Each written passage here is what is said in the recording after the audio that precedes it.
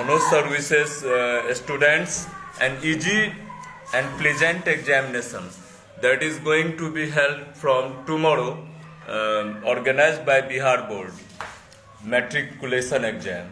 तो इसके लिए मैं मैट्रिक के एग्जाम का अंग्रेजी विषय का मैं आप लोगों को कुछ इसमें टिप्स देने जा रहा हूँ, कुछ ऐसा सजेशन देने जा रहा हूँ जो कि it will be very useful for the students as well as for teachers and guardians. तो इसको आप लोग यदि अच्छी तरह से समझेंगे तो बहुत कम समय में अंग्रेजी का पेपर अटेंड करना आपके लिए बिल्कुल आसान होगा। तो इसको अच्छी तरह से समझिए। सबसे पहले आप लोगों को, जैसा कि जानते हैं कि 50 नंबर का आप लोगों को ऑब्जेक्टिव क्वेश्चन रहेगा। उस 50 नंबर में 20 नंबर ग्रामर है। उस ग्रामर में क्या सब है तो अच्छी तरह से समझ लीजिए। नरेशन रहेगा, 3 नंबर का। उसमें आप उसका तो बहुत सारा डिस्क्रिप्शन है, तो अच्छी तरह से नरेशन को देख लीजिए। वॉइस से रहेगा, वॉइस आप अच्छी तरह से देख लेना है। फिर इसका प्रीपोजिशन रहेगा। प्रीपोजिशन में आपको जैसे किस वर्ड के बाद कौन सा प्रीपोजिशन आता है उसको आप देख लीजिए। कोई समय से पहले एट प्रीपोजिशन, जैसा कि जनरली बिहार बोर्ड में पूछा जाता है, उसको मैं कम समय में आप लोगों को बता देना चाहता हूँ। कोई टाइम वगैरह है at 5 o'clock, at 7 o'clock, on Sunday, on Monday, इस टाइप से कोई तारीख रहेगा तो ऑन का यूज, कोई ईस्वी के नाम से पहले इन का यूज, लिसन के साथ टू प्रीपोजिशन का यूज, अफ्रेड के साथ ऑफ प्रीपोजिशन का यूज। ये सब सारा कुछ आप लोगों को पूछ सकता है एग्जाम में, जो कि आपके लिए बहुत ही यूजफुल हो सकता है। इस सब को देख लीजिए जो कि बिहार बोर्ड। फिर इसके बाद नेक्स्ट आप लोगों का जो सेगमेंट रहेगा वह रहेगा आपका सब्जेक्ट वर्ब एग्रीमेंट। उसमें जैसे जनरली पूछा जाता है, इच के बाद, एवरी के बाद हमेशा सिंगुलर नाउन का यूज होगा, सिंगुलर वर्ब का यूज होगा। इच ऑफ और आइदर ऑफ, नाइदर ऑफ के बाद नॉन प्लूरल लेकिन वर्ब सिंगुलर। ये सब बहुत सारा कुछ ऐसा सब्जेक्ट वर्ब एग्रीमेंट का सेगमेंट है जिसको आप एक बार थोड़ा सा देख लीजिएगा तो एग्जाम में इसी सब तरह का क्वेश्चन रह सकता है।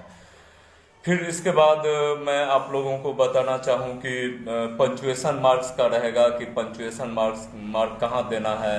अब जैसे मान लीजिए हुर्रा हुआ, alas, hurrah, alas, what, how, ये सब एक्सक्लेमेटरी सेंटेंस है, एक्सक्लेमेटरी वर्ड है। तो इस सब का जब यूज होगा, अलास हुर्रा रहेगा, उसके ठीक बाद एक्सक्लेमेशन वाला मार्क ऑप्शन में रहेगा, उसको आप सही कीजिएगा। व्हाट हाउ वाला में यदि लास्ट में मार्क ऑफ एक्सक्लेमेशन रहेगा, नहीं दिया रहेगा तो आप मार्क ऑफ एक्सक्लेमेशन दे दीजिए। उसका स्ट्रक्चर आपको पता ही होगा, उस तरह से समझ करके। जहाँ इंट्रोगेटिव है वहाँ इंट्रोगेटिव मार्क्स का यूज कर दीजिए। तो इस तरह से पंचुएशन से भी आपको क्वेश्चंस रहेगा।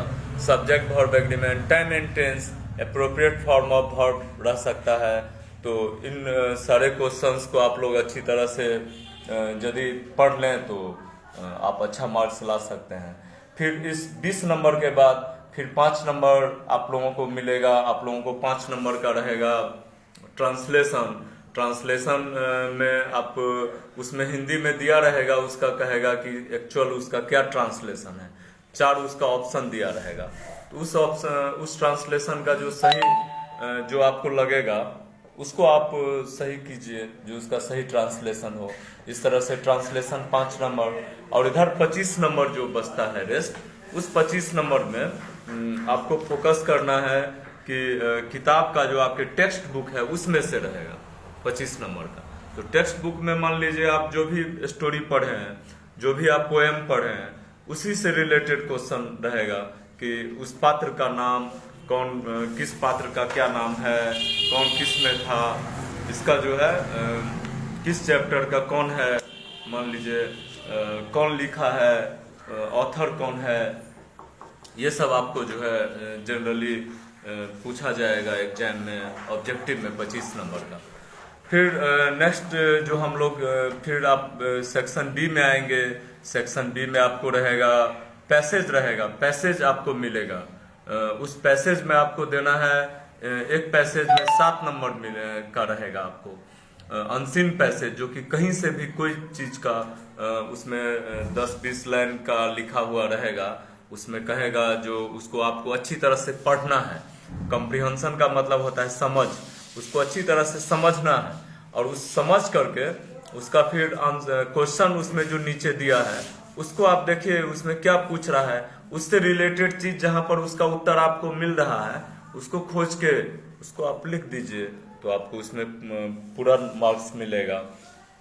यदि कोई पैसेज आपको टफ लग रहा है, नहीं समझ में आ रहा है, तो और करके दिया रहता है, वो भी आप देख सकते हैं। और करके जो दिया रहेगा उसको बना लीजिए यदि उससे इजी है तो। इस तरह से दोनों पैसेज के लिए आपको ऑप्शंस रहेगा।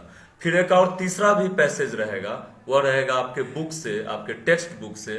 वो भी क्या, तो पोयम का 2-4 लाइन उसमें दिया रहेगा पंक्ति, और उससे रिलेटेड आपको पूछेगा जनरली कि कहाँ से लिया गया है और उसका राइटर पोएट कौन है, इस सब और क्या कहना चाहता है, यही सब रहता है उसमें। इस तरह से 20 मार्क्स हो गया आप लोगों का रीडिंग स्किल में, यानी कि कॉम्प्रिहेंशन में। फिर उसके बाद जब आप आइएगा तो नेक्स्ट आपको मिलेगा 5 नंबर का पैराग्राफ राइटिंग। 5 नंबर आपको पैराग्राफ राइटिंग दिया रहेगा, जिसमें पॉल्यूशन हो गया, टेररिज्म हो गया, the game you like most, honesty is the best policy, health is wealth, इस तरह से बहुत सारा questions, importance of female education, किसी भी टॉपिक पर आपको ये पैराग्राफ रहेगा।